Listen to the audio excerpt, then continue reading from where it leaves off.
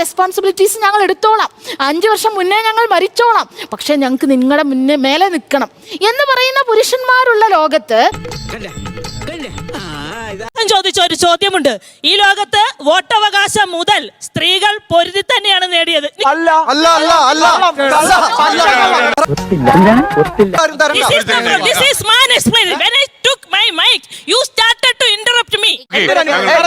ഇവര് ശരിക്കും പറഞ്ഞാൽ സമൂഹത്തിന്റെ ജനശ്രദ്ധ പിടിച്ചു വരുന്നതിന് വേണ്ടി കുറെ കോപ്രായമായിട്ട് ഇറങ്ങിയിരിക്കുന്ന ആൾക്കാരാണ് ഇവര്. അല്ലാതെ വേറെ ഒന്നുമല്ല.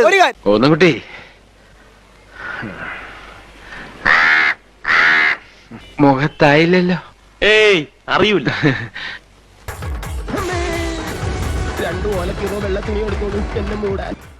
മെൻസ് കമ്മീഷൻ വരണം, അതിന് കൂടെ നിൽക്കാം എന്നൊക്കെ പറഞ്ഞ് കൈയടിക്കുന്ന ഒരാൾ പോലും ഇവിടെ ഒരു ട്രാൻസ്ജെൻഡർ കമ്മീഷൻ വേണമെന്നോ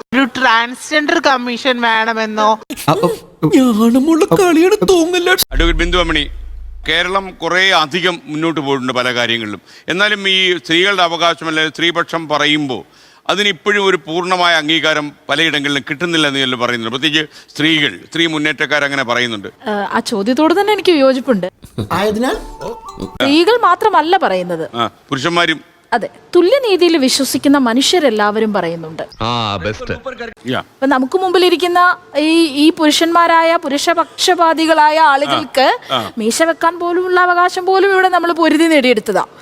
ആര് പറഞ്ഞു? പുതിയ തലമുറയിൽപ്പെട്ട കുട്ടികള് നമുക്ക് വളരെ പ്രതീക്ഷയാണ്, പഴയ തലമുറയിൽപ്പെട്ട ആളുകളിലും വളരെ പ്രതീക്ഷയാണ്. പക്ഷെ ഇതിൻ്റെ ഇടയിലുള്ള ചരിത്രബോധമില്ലാത്ത ഞങ്ങൾ പുരുഷന്മാരുടെ താഴെ ജീവിച്ചോളാം, അവരുടെ സംരക്ഷണയിൽ ജീവിച്ചോളാം, ഞങ്ങൾക്ക് ഇതൊന്നും വേണ്ട, ഞങ്ങളുടെ ശരീരം ഇംപ്യൂറാണ്, ഞങ്ങൾക്ക് സ്വാതന്ത്ര്യം വേണ്ട, ഞങ്ങൾക്ക് പ്രോപ്പർട്ടിയിൽ റൈറ്റ് വേണ്ട, റീപ്രൊഡക്റ്റീവ് റൈറ്റ് വേണ്ട,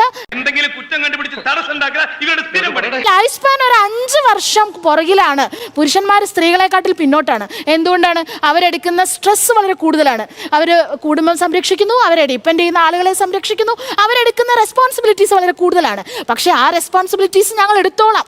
5 വർഷം മുന്നേ ഞങ്ങൾ മരിച്ചോളാം, പക്ഷെ ഞങ്ങൾക്ക് നിങ്ങളുടെ മുന്നേ മേലെ നിൽക്കണം എന്ന് പറയുന്ന പുരുഷന്മാരുള്ള ലോകത്ത്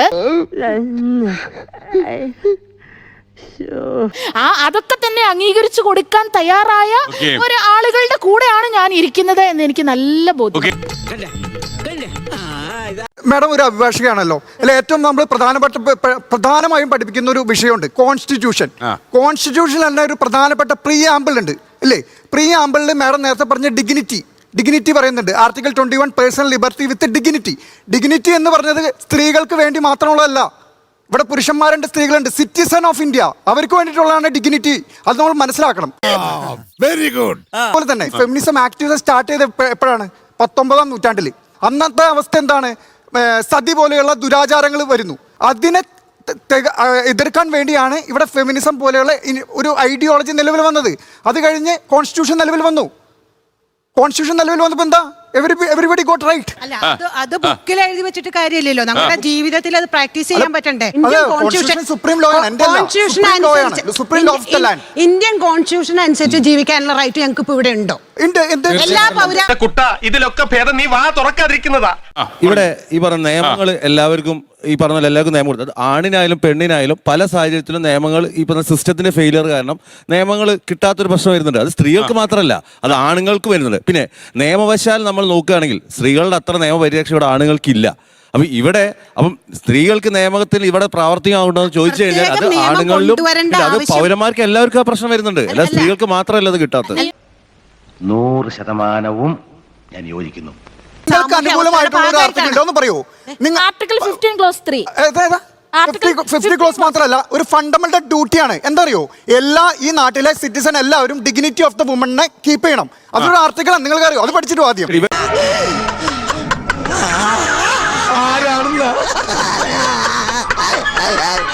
എല്ലാവരുടെയും ശബ്ദം തുല്യ നിലയിൽ എത്തിക്കുവാൻ വേണ്ടി ശ്രമിക്കുന്നു. അതുകൊണ്ട് തന്നെ ഞാൻ സംസാരിക്കുന്നു.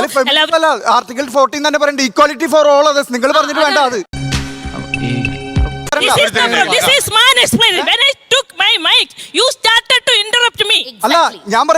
ചോദിച്ച ഒരു ചോദ്യമുണ്ട്.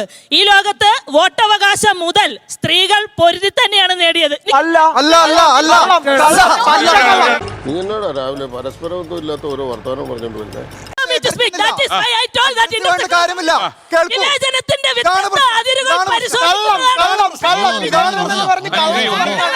ഇതാണ് പ്രശ്നം. ആയിരിക്കുമ്പോൾ അതെ, ഞങ്ങൾക്ക് ഇതാണ് ഞങ്ങൾ പറയുന്നില്ല. ഞങ്ങൾ പറയുന്നില്ല. റിപ്ലൈ ചെയ്യട്ടെ. നിങ്ങൾ പറയുന്നത് കേൾക്കൂ. Equality, feminism. Just listen. കേൾക്കൂ.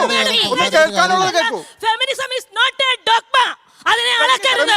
എന്നെ ഹനുമാനിലായിരുന്നു എല്ലാരും വിളിച്ചിരുന്നത്. ഈ മോന്ത കണ്ടിട്ടാ ചാട്ടം കണ്ടിട്ട്. ഫെമിനിസം എന്ന് പറയുന്ന ടേം ഉണ്ടാക്കിയത് ചാൾസ് ഫോരിയർ എന്ന് പറയുന്ന ഫ്രഞ്ച് ഉട്ടോപ്യൻ ഒരു തിയറിസ്റ്റ് ആയിരുന്നു. That is good. Charles Fourier. No, I am a woman. ഞാൻ പറഞ്ഞു തീർക്കാൻ പോലും മാഡം സമ്മതിക്കില്ല. ആ വ്യക്തി നിങ്ങൾ പറയുമ്പോൾ ഞാൻ കേൾക്കാനുള്ള ആ പുള്ളി അത് എഴുതിയത് തന്നെ ഒരു എന്താ പറയാ വേശ്യാലയത്തിനെ ഡിഫൈൻ ചെയ്തിട്ടാണ് ആ ഒരു വാക്ക് തന്നെ നിർമ്മിച്ചിട്ടുള്ളത്. കോയിൻ ചെയ്തിട്ടുള്ളത് ഫെമിനിസമേ എന്ന് പറയുന്ന വാക്ക്. നിങ്ങൾ പറഞ്ഞു വോട്ടവകാശം സ്ത്രീകൾക്ക് നേടിത്തന്നത് ഫെമിനിസം ആണെന്ന്. എമിലിയ പാങ്ക്രസ്റ്റ് പോലും തുടങ്ങി വെച്ച ഫസ്റ്റ് വേവ് ഫെമിനിസം വോട്ടവകാശത്തിന് വേണ്ടിയിട്ടായിരുന്നില്ല തുടങ്ങിയത്. ആ സമയത്ത് ടാക്സ് കൊടുക്കുന്ന എസ്റ്റേറ്റ് ഓൺ ചെയ്യുന്ന ഏതൊരു വ്യക്തിക്കും വോട്ടവകാശം ഉണ്ടായിരുന്നു. അന്ന് ബ്ലാക്ക് സൈഡിലുള്ള ആൾക്കാർക്ക് വോട്ടവകാശം കിട്ടി തുടങ്ങി എന്ന് കണ്ടപ്പോഴാണ് ടാക്സ് അടയ്ക്കാത്ത white woman why are we black men or black woman more privilege than us എന്ന് പറഞ്ഞ് തുടങ്ങി വെച്ചൊരു സാധനമാണ് ഫെമിനിസം. എന്താ ഇങ്ങനെ വായും പൊളിച്ച് നിക്കണേ? പറ, എന്തെങ്കിലുമൊക്കെ കടിച്ചാ പൊട്ടാത്ത കാര്യങ്ങൾ നിയന്ത്രിച്ച് പറ. സമയത്ത് ബ്ലാക്ക് ഫീമെയിൽസിന് വോട്ടവകാശം ഇല്ലായിരുന്നു. ഒരു കൂട്ടം വെളുത്ത സ്ത്രീകൾ നടത്തിയ ഒരു മൂവ്മെന്റ് മാത്രമായിരുന്നു ആ സമയത്ത്. എന്നുവെച്ചാൽ ബ്ലാക്ക് സൈഡിലുള്ള സ്ത്രീകൾക്ക് വോട്ടവകാശം ഇല്ല. അവർക്ക് കിട്ടുന്ന 1965 19th അമെന്റ്മെന്റിലാണ് നിങ്ങൾ ഈ പറഞ്ഞ കാര്യം നടക്കുന്നത്. ആ സമയത്ത് ഈ പറഞ്ഞ പോലെ അവര് ഒരു കൂട്ടം വെള്ള സ്ത്രീകൾ അവർക്ക് വേണ്ടി മാത്രം നടത്തിയൊരു പരിപാടിയായിരുന്നു ഈ ഫെമിനിസം എന്ന് പറയുന്നത്. അവിടെ എല്ലാവർക്കും വോട്ടവകാശം കിട്ടിയിട്ടില്ല. പോയേ കയ്യിന്ന് പോയേ പിന്നെയും പോയേ. ഇവർ പറഞ്ഞു ഫെമിനിസം അതിന്റെ ഫസ്റ്റ് വേവ് തന്നെ തങ്ങി കെട്ടിക്കിടക്കാന്നുള്ളത്. ഇപ്പൊ ആക്ച്വലി ഒരു ഫോർത്ത് വേവ് ആണ് അതിന്റെ നടന്നുകൊണ്ടിരിക്കുന്നത്. ഫോർത്ത് വേവ് എത്തുമ്പോഴേക്ക് ഈ ജൂഡിത്ത് ബട്ട്ലറിനെ പോലുള്ള ഒന്ന് കേൾക്കും madam please. I listen to you right. Please listen to me as well. Please show men some respect, the same respect that you owe, right? So all I'm saying is feminism അതിന്റെ first വേവിൽ voting റൈറ്റ്സിന് വേണ്ടിയിട്ടായിരുന്നു. രണ്ടാം ഘട്ടത്തിലേക്ക് കടന്നപ്പോൾ അത് ഈ പറഞ്ഞ പോലെ എന്താ പറയുക ഈ ഒരു എന്താ പറയുക ഈ വീട്ടിനകത്ത് ഒരു വീടൊരു കോൺസെൻട്രേഷൻ ക്യാമ്പാണ് എന്ന രീതിയിലുള്ള പുസ്തകങ്ങളൊക്കെ ഇറങ്ങിയിട്ടുണ്ടായിരുന്നു. അപ്പോൾ അതിനെ ഏറ്റുപിടിച്ചുകൊണ്ട് വലിയൊരു വേവ് നടന്നു. ഇപ്പം മൂന്നാം ഘട്ടത്തിലേക്ക് എത്തിയപ്പോൾ അല്ലെങ്കിൽ നാലാം ഘട്ടത്തിലേക്ക് എത്തുമ്പോൾ ഇവിടെ ബയോളജിക്കൽ സാധനം എന്ന് പറഞ്ഞ ഈ ജെൻഡർ എന്ന് പറഞ്ഞത് ഒരു തെറ്റായ കോൺസെപ്റ്റ് ആണ്. ഈ ജെൻഡർ എന്ന് പറയുന്നത് വെറും ഒരു സോഷ്യൽ കോൺസ്ട്രക്റ്റ് ആണ് എന്ന ലെവലിലേക്ക് എത്തിക്കഴിഞ്ഞു. അതായത് ബയോളജിയെ പൂർണ്ണമായും ഡിനൈ ചെയ്തുകൊണ്ടാണ് ഇവർ ഫെമിനിസ്റ്റ് മുന്നോട്ട് പോയിക്കൊണ്ടിരിക്കുന്നത്. അവിടെയാണ് പ്രശ്നം. എന്റെ പൊന്നിയിടത്തി ഇവളെ കൊണ്ട് ഇതൊന്നും ഉണ്ടാക്കിക്കല്ലേ, നമ്മൾ ജീവിതം മറുത്തു. കാലഘട്ടത്തില് ശരിക്കും ഈ കാലഘട്ടത്തിന്റെ ഒരു അനിവാര്യതയൊന്നും അല്ല ഈ ഫെമിനിസ്റ്റുകൾ എന്നുള്ളൊരു സംവിധാനം. കാരണം എന്താ വെച്ചാൽ ഇന്ന് ഈ നമ്മുടെ ഈ ലൈവായിട്ടുള്ള ഈ കാലഘട്ടത്തിൽ ഒരു ജെൻഡർ ഈക്വാലിറ്റി നിലവിൽ നിൽക്കുന്നത് തന്നെയാണ്. കാരണം എന്താ വെച്ചാൽ ഇപ്പോഴത്തെ കുട്ടികളെല്ലാം വളരെ ഫോർവേഡാണ്. ഇവർ ഈ മുൻപേ പറഞ്ഞിരിക്കും പോലത്തെ ആ സംവിധാനങ്ങളൊന്നും നിലനിൽപ്പില്ല.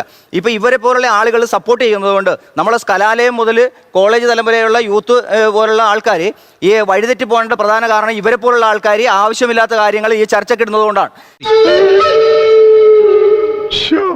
കെ ആർ ഗൗരിയമ്മ ഇവിടെ ഉണ്ടായിരുന്നു, ഇവിടെ കെ കെ രമയുണ്ട്, ഇതുപോലെ സുഷമാ സ്വരാജ് ഉണ്ടായിരുന്നു. ഇങ്ങനെ ഒരുപാട് ഫെമിനിസ്റ്റുകൾ. അവരാണ് ശരിക്കും ഫെമിനിസ്റ്റേ അല്ല.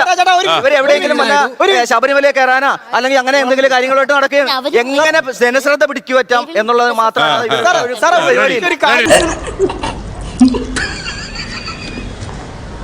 റാഡിക്കൽ ഫെമിനിസ്റ്റ് അല്ല, ഇന്റർസെക്ഷണൽ ഫെമിനിസ്റ്റിന് വേണ്ടിയാണ് ഇവിടെ ഇരിക്കുന്ന എല്ലാവരും ഇരിക്കുന്നത്. അതൊരു കളവാണെന്ന് ഞാൻ പറയുന്നത്. ആ പാർട്ടി ഉണ്ടായിരുന്നു, PFI എന്ന് പറഞ്ഞൊരു പോപ്പുലർ ഫ്രണ്ട് എന്ന് പറഞ്ഞൊരു രാഷ്ട്രീയ പാർട്ടി ഉണ്ടായിരുന്നു പണ്ട്. അവരെ മുദ്ര അപ്പൊ അവർക്ക് പറഞ്ഞപ്പോ അവര് വേഗം എല്ലാവരും അതിൽ നിന്ന് രാജിവെച്ചിട്ട് വേറെ ഒരു പാർട്ടിയുടെ അണ്ടറിൽ പോയി. Same people doing the same job. പക്ഷെ അവിടുത്തെ ഉത്തരവാദിത്തം ഞങ്ങൾക്കില്ല. അതിൽ നിന്ന് കിട്ടുന്ന ശിക്ഷകൾ ഞങ്ങൾക്ക് കിട്ടില്ല. പക്ഷെ സെയിം പീപ്പിൾ സെയിം പുതിയൊരു ടേമിലോട്ട് മാറുക. അത് തന്നെയാണ് ഇന്റർസെക്ഷണൽ ഫെമിനിസ്റ്റ്. അപ്പോൾ ഞാൻ ഇടപെട്ട ഒരൊറ്റ പോയിന്റ് എന്ന് പറയാം. കഴിഞ്ഞ കാലങ്ങളിൽ 2023 റിപ്പോർട്ട് 2025 മാനസികാരോഗ്യ രംഗത്ത് വന്നപ്പോൾ ഏകദേശം 72% ഓഫ് മെൻ ആണ് സാമ്പത്തിക ബാധ്യത, ഫാമിലിയിലുള്ള പ്രഷർ, അതുപോലെ അല്ല ഒരു ഒറ്റ സെക്കൻഡ് നിങ്ങൾ റെഡി ആയി. അത്ര വലിയ ബന്ധങ്ങളിലേക്ക് പോണോ ശിവൻകുട്ടി? റേഷൻ കട മറന്ന് മണ്ണെണ്ണ വാങ്ങണോ? മുമ്പ് ഒരു 5 വർഷം മുമ്പ് ഇതേപോലെ ഒരു ചർച്ചയിൽ പങ്കെടുത്തതിന്റെ പേരിൽ ഞങ്ങൾക്കെതിരെ ഇവന്മാർക്കെതിരെ വ്യാജമായിട്ട് ലൈംഗിക ആരോപണം ഉന്നയിച്ചാലോ എന്ന് പറഞ്ഞ് ഇതേ ഫെമിനിസ്റ്റുകൾ ഗൂഢാലോചന ചെയ്തതിന്റെ ഓഡിയോ റെക്കോർഡിംഗ് കിട്ടിയത് കൊണ്ട് മാത്രം രക്ഷപ്പെട്ട ഒരു വ്യക്തിയാണ്.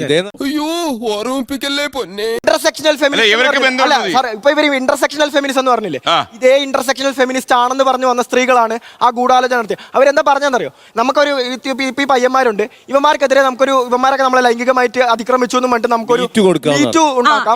അങ്ങനെ മീറ്റു ഉണ്ടാക്കി കഴിഞ്ഞു കഴിഞ്ഞാൽ let me finish requesting you let me finish. അവര് accepted. ഇതേ ഇന്റർസെക്ഷണൽ ഫെമിനിസം എന്ന് പറഞ്ഞ് നാട്ടുകാർക്ക് ക്ലാസ് എടുത്തുകൊണ്ടിരുന്ന മനുഷ്യത്യ പുള്ളിക്കാരത്തി പറഞ്ഞതാ നമുക്ക് ഇവന്മാർക്കെതിരെ അങ്ങോട്ട് ഇതാക്കാം. ഇപ്പോഴത്തെ കേരളത്തിലെ സാഹചര്യം വെച്ചിട്ട് നമ്മളെ സപ്പോർട്ട് ചെയ്ത് ബ്രൗണി പോയിന്റ്സ് ചുരുക്കി പറഞ്ഞു കഴിഞ്ഞാൽ നമ്മളിൽ നിന്നും എന്തെങ്കിലും കിട്ടുമെന്ന് പ്രതീക്ഷിച്ച് ബ്രൗണി പോയിന്റ്സ് പ്രതീക്ഷിച്ച് കുറച്ച് ആമ്പിള്ളേർ ഇവന്മാരെ എടുത്ത് പഞ്ഞി കിട്ടുള്ളൂ എന്ന്. My God, sentimental and psychological move. എല്ലാവരുടെയും ഉത്തരവാദിത്തം ആരാണോ വേദനിക്കുന്നത് അവരുടെ കണ്ണീരൊപ്പുവാൻ പറ്റുന്ന രീതിയിൽ ശ്രമിക്കുക. പക്ഷെ ഇനി just wait. പറയൂ. എന്റെ കർത്താവേ, എന്റെ മാഷെ ഒരു ചെറിയ മിന്നലെ പോയി. ഡോക്ടർ ഷമീന പറഞ്ഞു വെച്ചൊരു പോയിന്റിലേ സാമൂഹികമായിട്ട് സ്ത്രീകള് പുരുഷൻ എന്ന് പറയുന്ന കാറ്റഗറി ഉണ്ട് ആണല്ലോ. സ്വാഭാവികമായിട്ട് സാമൂഹികമായിട്ട് തന്നെ സമ്പത്ത്, അധികാരം, പണം, ശക്തി എന്നുള്ള കാര്യങ്ങളുണ്ട്. സ്വാഭാവികമായിട്ട് ശക്തിയിൽ പുരുഷൻ മുന്നിൽ തന്നെയാണ്. അധികാരത്തിൽ സ്ത്രീകൾക്ക് മുന്നിൽ വരാം, അല്ലെങ്കിൽ പണം ഉപയോഗിച്ച് സ്ത്രീകൾക്ക് മുന്നിൽ, അങ്ങനെയുള്ള സ്ത്രീകളൊക്കെ ഒന്നുകിൽ അധികാരം അല്ലെങ്കിൽ ശക്തി അല്ലെങ്കിൽ പണം ഇതുള്ള സ്ത്രീകൾ മുന്നോട്ട് വന്നിട്ടുണ്ട്. സൗമ്യതയെ നമ്മളത് ഉണ്ടാക്കിയെടുക്കുക വേണ്ടത്. ഇതുപോലെ തന്നെ ചരിത്രം പരിശോധിക്കുമ്പോൾ പല സ്ത്രീകൾ മുന്നോട്ട് വന്നിട്ടുമുണ്ട്. സമ്മതിക്കണം, ഉരുക്കുപോലെ നിന്നുകള അഭിമാനമുണ്ട് ഗോവിന്ദ, അഭിമാനമുണ്ട്. കാലങ്ങൾക്ക് മുമ്പ് വേട്ടയാടലും പാറപൊട്ടിക്കലുള്ള കാലത്ത് സ്ത്രീകൾ കുക്ക് ചെയ്തു എന്നുള്ളതാണ്. ഇതിന് ഓടാനും പിന്നാലെ നടക്കാനുള്ള ശാക്തീകരണ പ്രക്രിയയിൽ ശക്തി ക്രമാനുഗതമായിട്ട് പുരുഷനാണ് ഉണ്ടായിരുന്നത്. ആ കൺസെപ്റ്റിനെ പോലും അടുക്കളയിൽ തളച്ചിട്ടു പുകച്ചിട്ടു എന്ന് പറയുന്ന ഒരു കൺസെപ്റ്റിനോട് ഞാൻ എന്തില്ല, അനുകൂലതയില്ല. സത്യമായി പറയുന്നവനായി രാജാക്കൻ. ഇനി രണ്ടാമത്, സാമൂഹികമായിട്ട് ഈ തൊഴിലിടങ്ങളിലെല്ലാം സ്ത്രീകൾക്ക് കടന്നു വരാവുന്ന പ്രക്രിയ വന്നു. സ്ത്രീകൾ എന്ത് വന്നു, മുന്നോട്ട് വന്നു. അപ്പോഴും പറഞ്ഞുകൊണ്ടിരിക്കുന്നത് എന്താണ്, പണ്ടത്തെ പുകച്ചിലാണ്. പെണ്ണുങ്ങളായ ഇങ്ങനെ തന്നെ വേണം. നിലവിൽ നടക്കുന്ന ഓരോരോ കേസിലും പുരുഷൻ കാലങ്ങളായിട്ട് സമ്പാദിച്ചതൊക്കെ എടുത്തൊരു വീട് നിർമ്മിക്കും. കേരളത്തിന്റെ ചെറിയൊരു സ്ഥിതി, ഞാനൊരു മലബാർ ഏരിയയിൽ നിന്നാണ്. അപ്പോൾ കാലങ്ങളായിട്ട് അവൻ സമ്പാദിച്ച മൊത്തം എടുത്തൊരു വീട് നിർമ്മിക്കും. ഒരു 10 പവന് പെണ്ണിൻ്റെ എടുത്തിട്ടുണ്ടാവും. അതാണ് പിന്നീട് കോടതിയിൽ കേസായിട്ട് വരുന്നത്. അപ്പോൾ ഇവിടെ എവിടെയാണ് സ്ത്രീകളുടെ സ്വത്ത് അവകാശം, എൻ്റെ സ്വർണം എടുത്തെന്ന് പറയുമ്പോൾ ഇതിന് പുരുഷന് എതിർ കൊടുക്കാനുള്ള കൗണ്ടർ എവിടെയാണ്? നിയമത്തിലില്ല. അദ്ദേഹം പറഞ്ഞൊരു കാര്യമുണ്ട്, ഭരണത്തിൽ പഞ്ചായത്തിൽ ഇപ്പൊ 50% കൂടുതൽ സ്ത്രീകൾ വോട്ടർമാരുണ്ടെന്നുള്ള കാര്യം മറക്കരുത്. എന്നിട്ടും 50% കൂടുതൽ. പക്ഷേ ഈ കേരള നിയമസഭയിൽ എത്ര സ്ത്രീകളുണ്ട്, പാർലമെന്റിൽ എത്ര സ്ത്രീകളുണ്ട്? പണ്ഡിതനാണെന്ന് തോന്നുന്നു, അർത്ഥം പറഞ്ഞൊന്നും കേട്ടില്ലേ? നിയമപരമായി ഒരു സ്ത്രീക്ക് ഇവിടെ ജനിക്കുന്നോട്ട് മരിക്കുന്നതിന് പ്രവേശിച്ചിട്ടുണ്ട്. നിങ്ങൾ ഈ പറഞ്ഞ പുറത്തിറങ്ങുന്നതൊക്കെ ഇതൊക്കെ ആണിനും പെണ്ണിനും മാനസികമായ പല കാര്യം വ്യത്യസ്തപ്പെടുന്നതിനനുസരിച്ച് വരുന്ന കാര്യങ്ങളാണ്. ഇനി വേറെ കാര്യം, ഇപ്പൊ റിസർവേഷന്റെ കാര്യം പറഞ്ഞു. നമ്മളിവിടെ ഇക്വാലിറ്റി ഓഫ് ഔട്ട്കം എന്നുള്ള സാധനം നോക്കുന്നത് മണ്ടത്തരാണ്. നമുക്ക് ആകെ ചെയ്യാൻ പറ്റിയ ഇക്വാലിറ്റി ഓഫ് ഓപ്പർച്യൂണിറ്റി കൊടുക്കാൻ പറ്റുള്ളൂ. നമ്മൾ അവസരം കൊടുക്കും. നിങ്ങളിപ്പോൾ ഒരു രാഷ്ട്രീയം, ഒരു സ്ത്രീ മത്സരിക്കുന്നു, നമ്മളെന്താ നോക്കണ്ടേ, എത്ര സ്ത്രീകൾ കേരളത്തിൽ മത്സരിച്ചു എന്നറിയോ?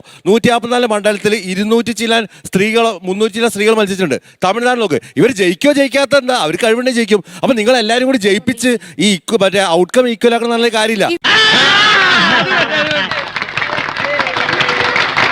രണ്ട് ഗ്രൂപ്പിനും തമ്മിലുള്ള ബേസിക് ആയിട്ടുള്ള ഡിഫറൻസ് എന്താണെന്നറിയോ? നിങ്ങൾ പുരുഷന്മാരുടെ അവകാശത്തെ കുറിച്ച് പറയുന്നു, ഞങ്ങൾ മനുഷ്യരുടെ മുഴുവൻ അവകാശത്തെ കുറിച്ച് പറയുന്നു. ബസ്സുകളില് നിങ്ങൾ പുരുഷന്മാരില് എത്ര പേര് അത് അനുഭവിച്ചിട്ടുണ്ട്?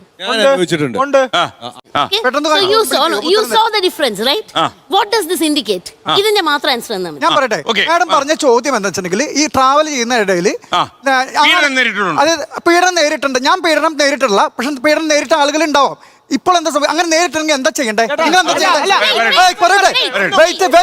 എനിക്ക് അങ്ങനെ ഒരു പീഡനം നേരിടേണ്ടി വന്നാൽ ഞാൻ എന്ത് ചെയ്യും? ഞാൻ പോലീസ് സ്റ്റേഷനിൽ പോയി കംപ്ലൈന്റ് ചെയ്യും. അല്ലാതെ വീഡിയോ പിടിച്ച് ഇത് കേൾക്കൂ, അല്ലാതെ ഏഴ് തരത്തിൽ വീഡിയോ പിടിച്ച് സോഷ്യൽ മീഡിയയിൽ ഞങ്ങൾ പോസ്റ്റ് ചെയ്യുന്നില്ല. അങ്ങനെ ഒരു പീഡനം നേരിട്ടാൽ നമ്മൾ എന്ത് ചെയ്യണം? നമ്മൾ നിയമപരമായിട്ട് പോലീസ് സ്റ്റേഷൻ ഒരു സാധനം ഉണ്ട്, അവിടെ പോയിട്ട് കംപ്ലൈന്റ് എഴുതി കൊടുക്കണം. അല്ലാതെ ഇപ്പൊ ചെയ്യുന്നത് പോലെ 4 തരത്തിൽ വീഡിയോ എടുത്ത് 4 ആംഗിളിൽ വീഡിയോ എടുത്ത് സോഷ്യൽ മീഡിയ റീച്ച് കൂട്ടാനായിട്ട് ഉപയോഗിക്കുക. കിട്ടി, പലിശ സഹിതം കിട്ടി. ഇവിടുത്തെ നാട്ടുകാർ എന്റെ വ്യക്തിപരമായ പേരിൽ ഞാൻ നന്ദി രേഖപ്പെടുത്തിക്കൊള്ളുന്നു. ഒന്ന് സബ്സ്ക്രൈബ് ചെയ്തിട്ട് പോടാ.